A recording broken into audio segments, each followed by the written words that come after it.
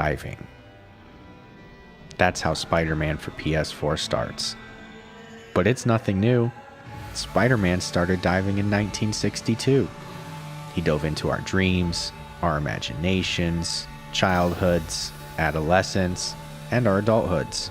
From comics to shows to movies and games, Spider-Man has continued to web shoot and swing his way from decade to decade, always finding a way to allure generations new and old with storylines as new and old as time. The good folks here at Genius Genie have some thoughts on the slick silk shooter, otherwise known as Spider-Man, and his September 2018 bout of web swinging. Let's talk this out.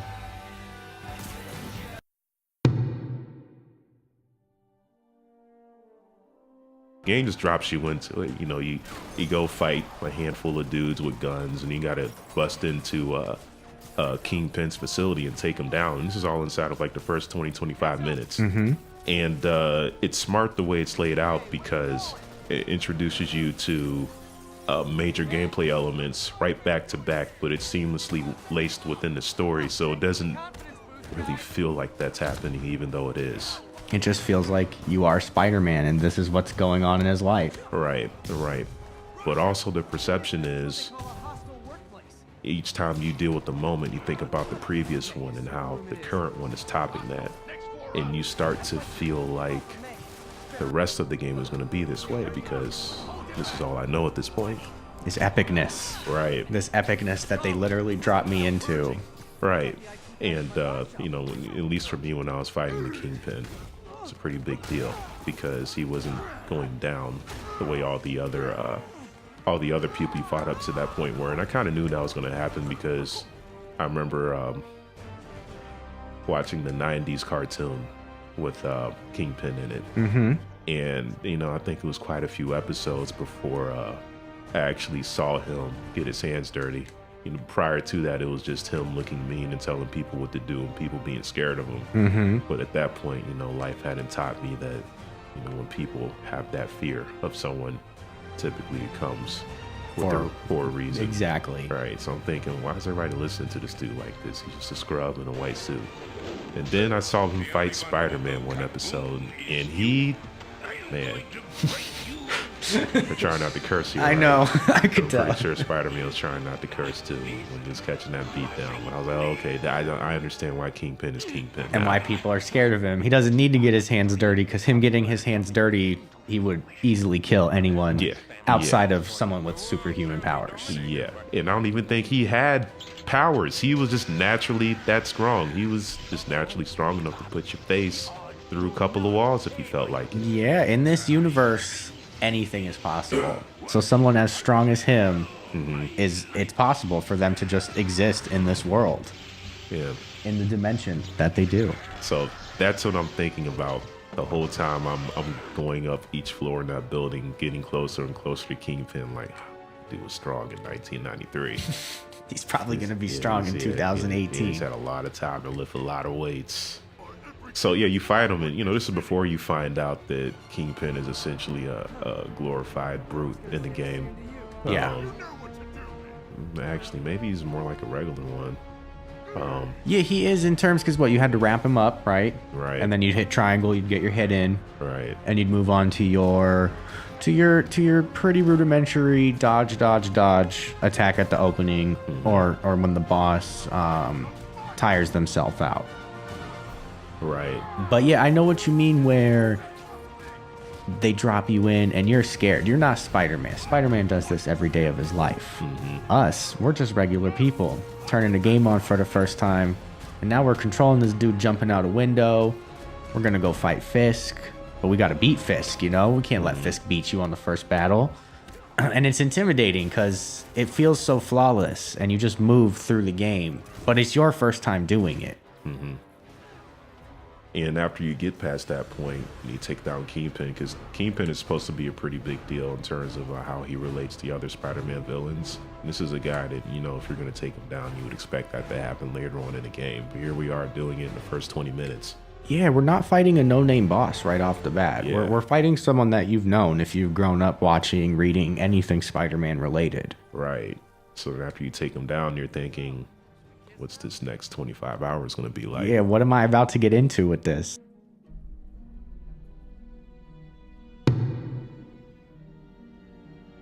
you're a little crazy. You're off your rocker a little bit, but you're Doc Ock.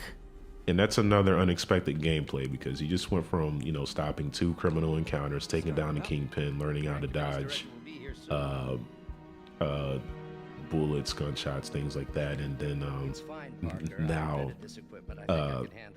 like, I don't know, 25, 30 minutes later, you're in the lab trying to fix something. And it works because now he's got to be Peter Parker again. And he has to go to work. He's got to put on that lab coat and he's got to fix whatever Doc Ock broke. And I'm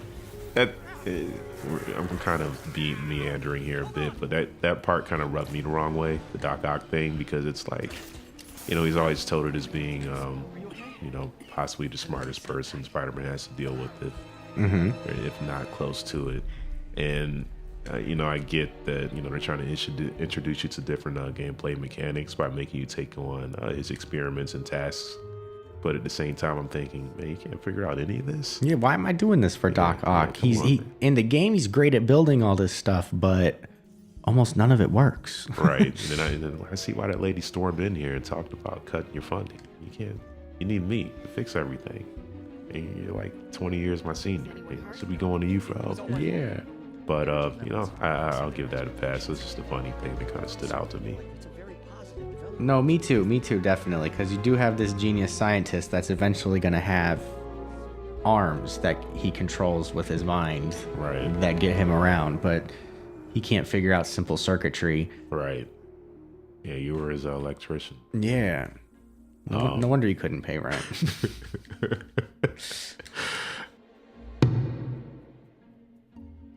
And Peter Parker in this game is a genius. There is nothing that he can't do.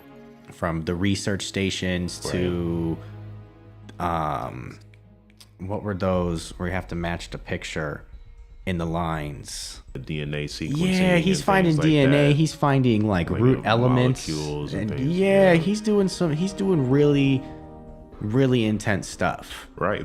I mean, I haven't played every superhero game, but from the ones I have played, he's definitely the more versatile one. Oh yeah. This guy should be able to pay rent. Yeah, he should. It's funny. It's like I was clowning him after he got evicted the whole time I was playing. Like, yo, where are you gonna sleep tonight, Pete? What's the plan? Lay your head, man, under this moonlight somewhere, I guess. Make a web hammock. Yeah, because you and MJ, you're not looking so high right now. But again, I digress. So you get introduced to those beginning elements in the game, and they're all layering on top of each other, and they're working, and I'm enjoying them. It sounded like you did as well. Oh yes. And I'd say it keeps building until you get introduced to the Shocker. Hi, Herman. Seriously? And I think the first time you see him, you have to chase him through the city. And I know for me, when I was chasing him, I was just wondering if I catch him, I'm actually going to be able to fight him. Because that's what I want. I want to do this chasing stuff. And then web someone up, and that's the end of it. Yeah, I want to stick a fist in his face. It's kind of my thing right now. Let's do this. That's what we're here for. Yeah. Fist sticking. That didn't sound right. That's not what we're here for. The face kind. The face kind. Yeah, not that other stuff. We're gonna get into that.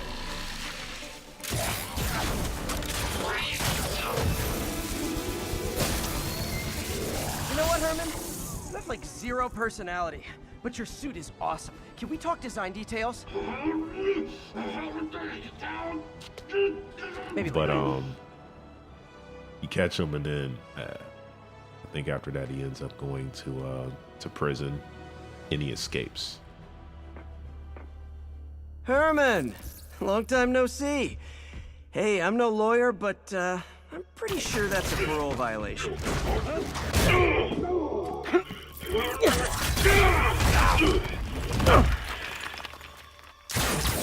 Oops, guess we're stuck in here for a while. Want to play 20 questions?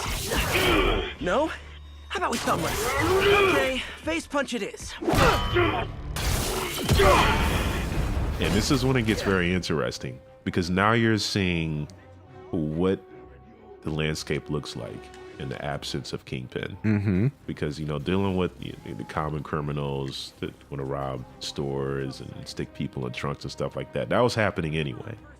But this Shocker stuff, this is out of the norm because he escapes. You don't know who helped him escape.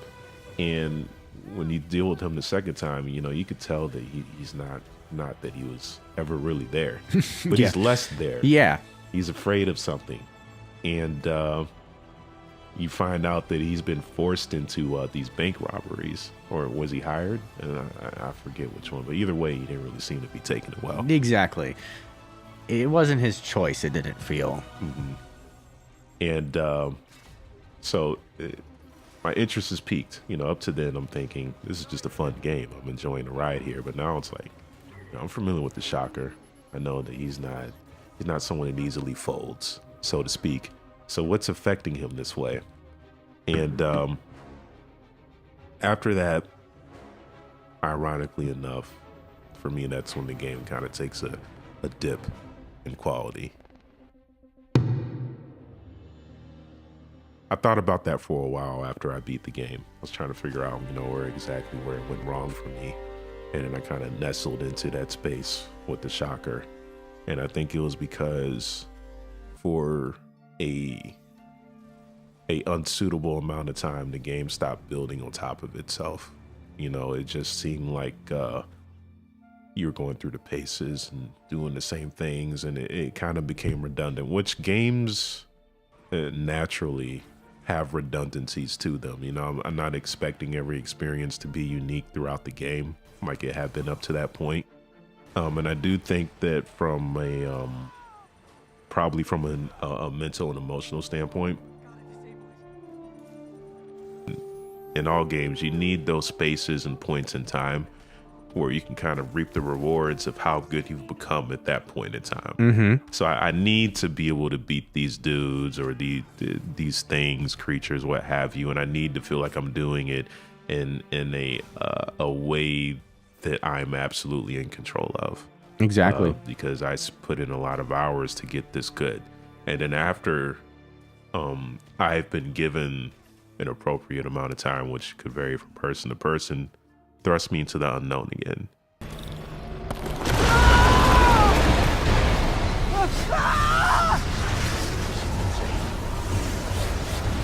You know, I need to be off balance again. But, you know, I need that moment where I feel like I'm in control. And I think that the game spent too much time in that moment. And, you know, when I was listening to numerous interviews, I kept on hearing the story was key, that mattered the most. And, you know, I don't want to be one of those people that just tears something down without offering something also. And, you know, I don't claim that, you know, anything that I think it's going to work. You know, you don't know if something works until you try it out and you see how broken it is or is not. But, you know, they're just thoughts, and that's what we're here to talk about, a thought or two.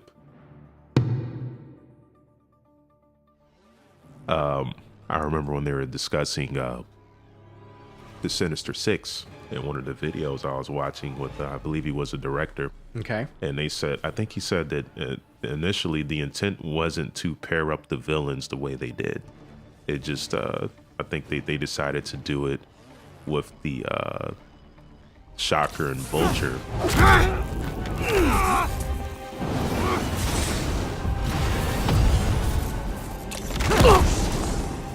He doesn't stand a chance! And it worked out so well that they tried to do it with other villains also. Scorpion and Rhino later on in the game. Let's wrap this up. Never send an 8-ton infant to do a man's job. Let's finish this. And all of those villains I wanted a chance to fight single-handedly, one-on-one. You know, I felt that way too. But then, again, going back to those best moments in Spider-Man, and in a lot of his stories, eventually he gets overwhelmed and he takes on multiple villains at the same time. And I thought it was appropriate and true to the character to put that in the game. Yeah, no, it definitely was because he does get outnumbered. There are a lot of times where there are more bad guys than good guys for Spider-Man. Right. So it definitely was fun because you have gotten so comfortable in the game to a certain extent that they want you to feel that stress you felt the first time you jumped out the window. And I wouldn't want to break up the bosses per se because fighting them 2-on-1 in those instances, it's really fun, and it's something unique about that. I don't think I've done that in a lot of games, and again, it's true to Spider-Man. But I also think that a lot of people felt like having the bosses stacked up like that, combined with what happened in that middle portion of the game, just made it feel like you got robbed of a lot of moments that could have taken place if the bosses were broken up. Exactly, or if other elements of bosses were added into the game in the middle. Right, and that's what I'm thinking, because I was wondering if there was a way to maintain what happens at the end, because I think it works. And obviously don't touch the beginning, because that was great. It was epic. Yeah, how do you tweak that middle part and then also stay true to the story? I would be okay with if I had not had to have been Mary Jane and Miles Morales a few times.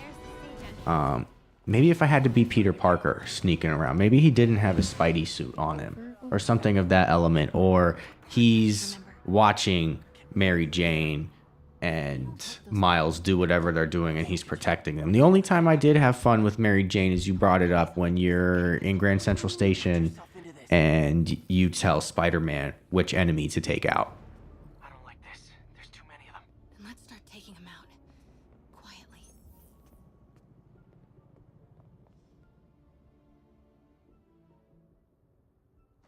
They're still too close. That did it. Grab him.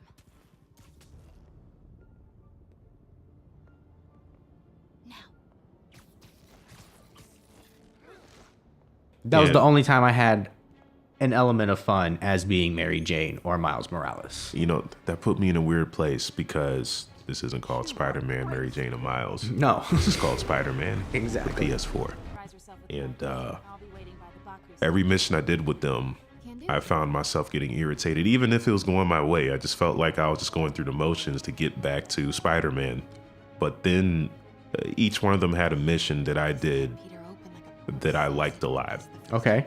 And with Mary Jane, it was, like you said, the one where you control Spider-Man. Yes. And you tell him what enemies to get rid of next. Yes, because there was an element outside of just being stealthy. Right. Every game has those few missions where you just have to sneak around. Right. Can we please And get back to with saving the Miles, city here? it was when the Rhino was chasing me. What was that? Check it. Now. Yes, because there was Right. that element that could actually get you killed. Right. And I think it's because I think what their creators were saying was they wanted people to know what it feels like to be in the same world as Spider-Man, but not be him. And it is a lot different. And I can't appreciate it when they switch me back to Spider-Man. But I do also think that it can work without Spider-Man when you're playing as them, because of those two missions. Sorry. I think that if you're gonna introduce those two into the game and allow you to play with them, the first two missions you do with them, you have to have them the way they are, because you got to teach the person how to use them. So you don't want to give them something that's too difficult. So it has to be get from point A to point B. Don't let these 5 dudes see you. Do this, do that, because in about 3 missions from now, it's going to get a lot harder. This just turned into a... Right. But I don't know that it has to be 3 missions. I think it can just be the one, and you can find ways to maybe not shoot the difficulty up too much, but at the same time introduce something that makes it a little different from the last one, that makes it fun. Because that first one isn't that fun. No. But again, you can't really duck that. No, what was the first mission you played as Mary Jane? The statue one where you got to take pictures? In the museum, right? Yeah. And it was kind of crazy because you're Spider-Man at first, you're mobbing through the place, and then next thing you know, you're like, oh, what's this camera sitting here? Right. Why is she just leaving her camera lying around? This totally belongs to... Don't move.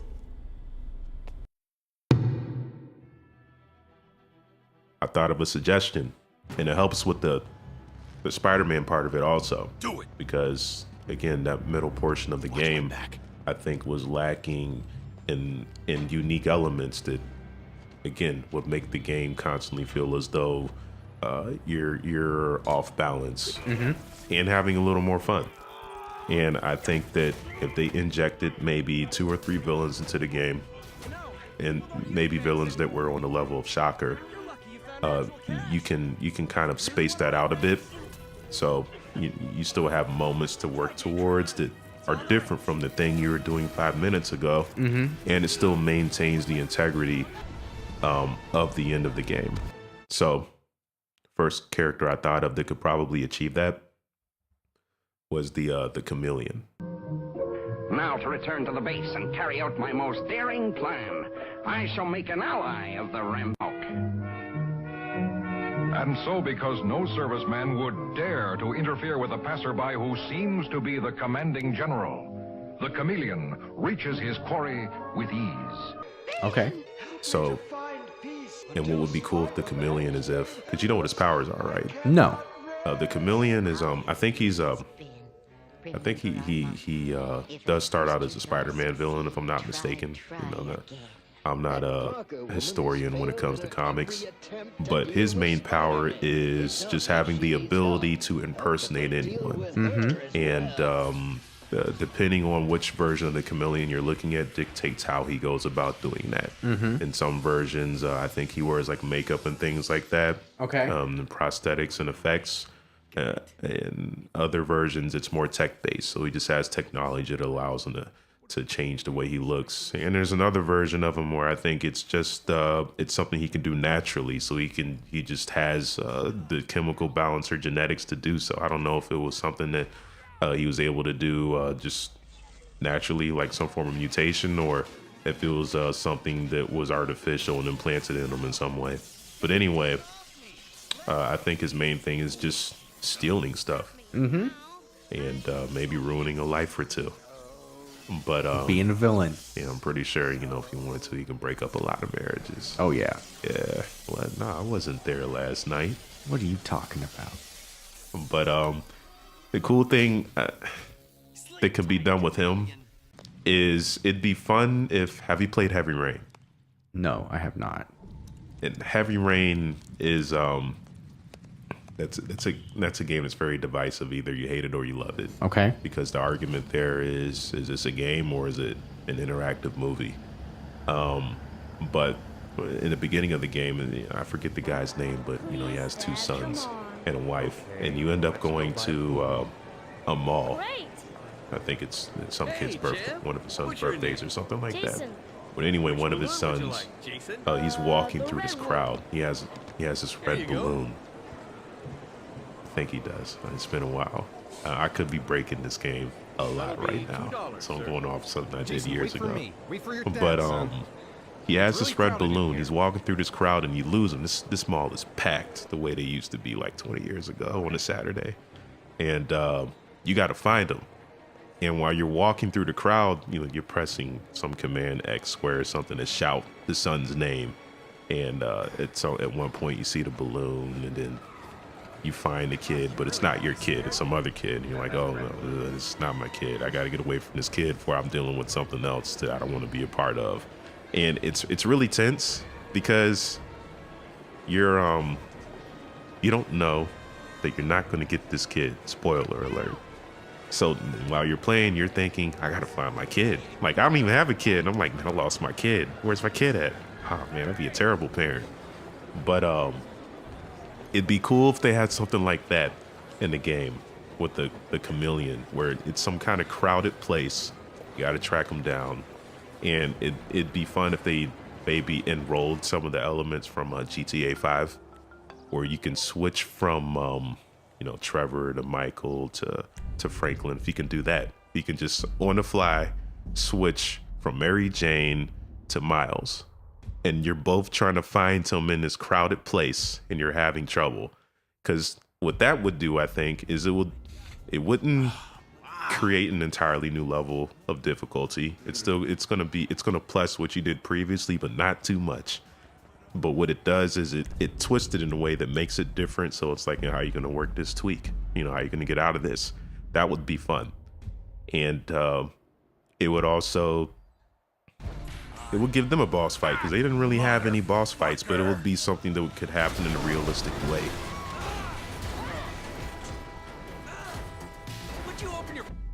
And going back to Mr. Negative, because now you have to incorporate Chameleon into the story.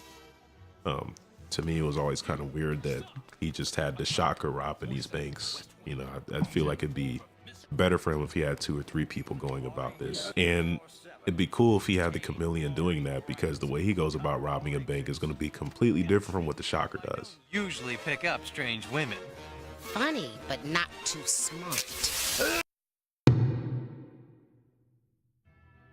Another boss I think could have worked, or I guess you can categorize them as like sub bosses or something like that, would have been Alistair Smythe. My father, did he get out? I was an associate of your father's. Now I want to be an associate of yours, so you can destroy the man who's responsible for your father's disappearance, Spider-Man. Yeah, so you know his backstory. So we'll kind of dig into the people. So you know he worked with the Kingpin, and if I'm correctly recalling, with him, I think that his father was being held captive. Now, I don't know if it was like in a physical sense or if he was dealing with some sort of ailment, but it would have been fun to kind of, you know, travel down that path a little bit, so to speak, because, you know, at least in the 90s cartoon, you saw Kingpin, Smythe wasn't too far off somewhere. And so it would be cool to see how he deals with the absence of Kingpin, which brings me to the Spider Slayers. You know, those 3 spider robots that he created, and I think each one had like a specific skill or ability that the other couldn't do. And I remember one, and they each got like bigger than the previous one. And I think it started out with Spider-Man fighting the smallest one, then he dealt with that, then he fights the medium-sized one, then there's this larger one. It just keeps getting crazier and crazier. And the idea of, you know, being in the middle of the streets, maybe at night, having to deal with those 3 things, and Alistair Smythe possibly, I think it can achieve multiple things. For one, it can introduce you to what it's like to fight multiple bosses at the same time, while at the same time having it happen far enough in advance in the game that you don't walk into those fights at the end with too much experience, because you still want to make sure that the player is off balance. I hate to borrow someone else's line, but it's clobbering time! Bullseye!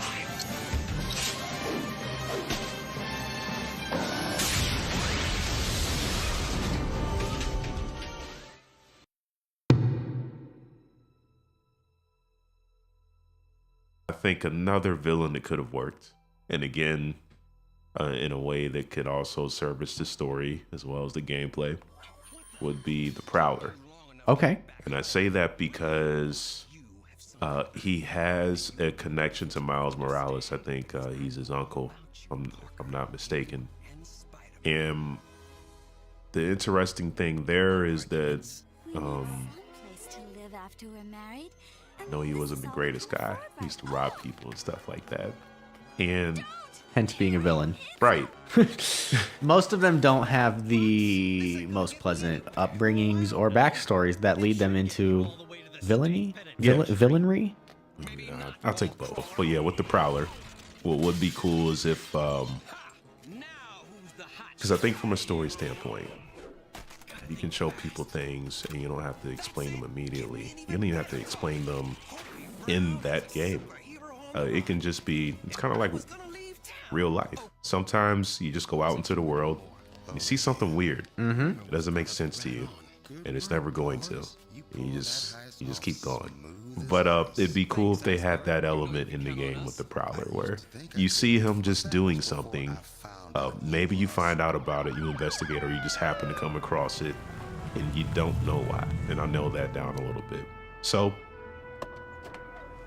you come across Miles Morales' father, but at the time you don't know. You know we can't have vigilantes trespassing or doing illegal searches. Yeah, I know. Which is why I brought a warrant. So what do you say we do some perfectly legal searching? I like the sound of that. And he's helping you at the shipyard, you know, run that investigation. And Oh, then yep. Yeah, then you had it to find leads- those secret compartments and Right. I liked that. I enjoyed that. That was yeah, fun. Yeah, it was cool, and that really felt Starting like clear. Spider-Man. Yeah. Different, because, you know, those things do happen for him. Yeah, and you're helping someone. You're not playing as the cop necessarily, but you're helping the cop. He's there. There's a few instances where you had to help him get across like a platform or something. You know, the coolest thing about that, because normally, you know, when you're playing someone that's all powerful, and then you're forced to work with some NPC that's just regular, which would be that cop. You know, you feel like you're a chaperone, like exactly. You're babysitting. Never felt like that with that guy. I wouldn't say we felt like equals. It wasn't quite that, but it felt like he could hold his own. Like, yes. I'm not here so you can protect me. I'm here to do my job. You just happen to be here at the same time. Yeah, let's do this together. Let's team up and knock this out. Stay here. Hell no. It'll take both of us to stop him. Yeah, but Spider-Man, if you weren't here, Some of these. I would still do this. That's how it felt. Yeah, like I'm here regardless. You just happen to be here, which makes the job way easier because, you know, you're Spider-Man. Right. So, you know, I guess we're partners for a couple of hours. But, you know, it ends with a high-speed chase in the city. And then Spider-Man almost gets hit by a car or a truck or something. And I think he crashed his car into the truck. That was about to kill Spider-Man. Yeah, it was about to. There's like a fuel truck involved, I think, or something. And someone was like, yeah, we about to drive this truck into you, Spider-Man. Right. Which, you know, in hindsight, possibly is the best weapon to use against him. It Because he is. didn't handle it well. You No. know, he's a deer in the headlights. How do you kill a spider now? You squish it. Yeah. You know, you just get a bigger boot. Exactly. Yep. Sometimes your boot has to have wheels on it. You Yeah. have to be able to drive your boot. Yep. You need a boot truck. But Look at Ronald McDonald. whatever it takes. Yeah, he crashes the car into the truck, saves Spider-Man, and then I think it would have been cool because I don't think he really got injured when that happened. I don't think it was that bad. Did he get injured? You know, his arm might have got messed up. Right. Well, But nothing like nothing serious. I think it would have been cool if it were. If it didn't seem like it was that serious in the beginning, like, you know, he still gets out and then he still helps Spider-Man up or whatever it was he did after that. But I think it would have been better. It sounds weird saying this. You know, it would have been better if he had internal bleeding and he didn't know it. You know, it's better when that happens to people. Something more dramatic that builds up at a more key point in the game that you don't see coming, more or less. Well, I guess more so it's maintaining the integrity of what's already there. So, you know, if you have that moment where he saves them and he gets out and they have that talk, like, I want to do anything that changes that.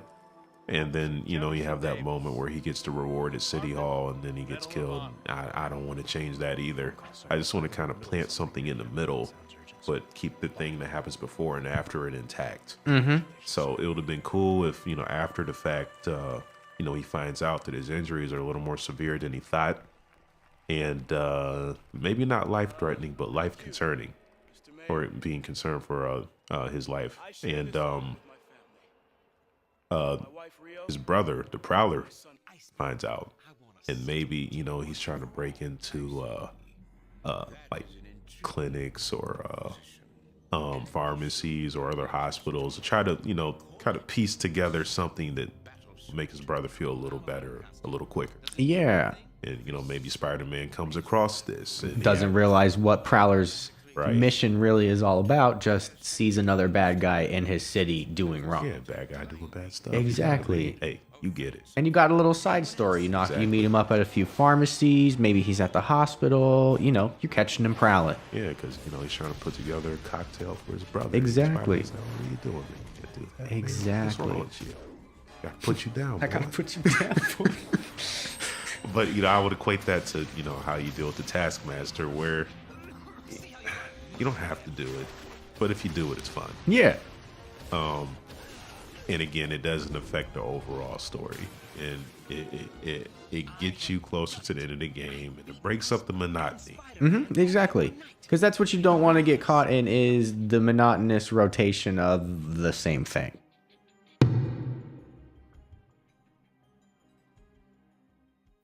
Spider-Man is one of the greatest games that deserves to be enjoyed by everyone. The passion that went into its birth is apparent from its opening act. Insomniac cared. Hate it or love it, it is a game that deserves to know if you hate it or love it. So if you haven't played it, try it. A Day in the Life of Spider-Man is an experience worth swinging through. Really, its only problem was continuing to be what it already proved it was, which is great. And in the grand scheme of issues, it's not one that's so bad to have. Issues and all, this game will continue to be played by us. And should there be a sequel, we'll be there to witness it. And to everyone that contributed to the creation of this game, thank you for making Spider-Man. I hate that you're making me do this!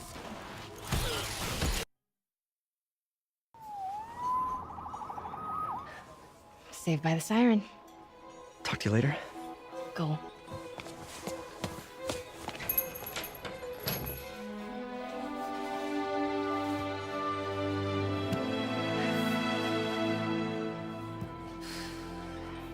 Love seeing you two together again. You always were my favorites.